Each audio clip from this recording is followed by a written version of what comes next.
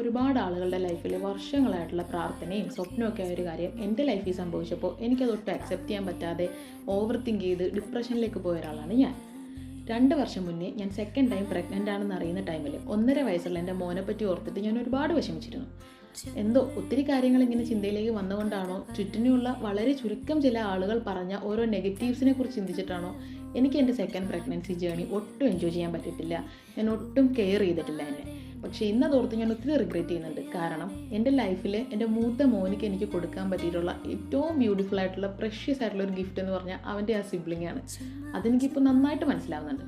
അന്ന് എന്നെ ഓരോ കാര്യങ്ങൾ പറഞ്ഞ് തളർത്തിയ അല്ലെങ്കിൽ വിഷമിപ്പിച്ച എന്നെ അത്രയും മോശം അവസ്ഥയിലേക്ക് കൊണ്ടുപോയ ആളുകൾ ഇപ്പോഴും എൻ്റെ ചുറ്റിനും ഉണ്ട് കേട്ടോ. എനിവേ, ഒരു കാര്യം നിങ്ങളോട് ഞാൻ പറയാം. എന്ത് കാര്യം ആര് പറഞ്ഞാലും കൊള്ളേണ്ടത് മാത്രം കൊള്ളുക, തള്ളേണ്ടതെല്ലാം തള്ളുക. അതുകൊണ്ട് ഈ 2ാമത്തെ ആനിവേഴ്സറി, അതായത് പ്രഗ്നൻസി ന്യൂസ് അറിഞ്ഞിട്ടുള്ള 2ാമത്തെ ആനിവേഴ്സറി ഞങ്ങൾ കുറച്ച് മധുരമൊക്കെ കഴിച്ചങ്ങ് ആഘോഷിച്ചു.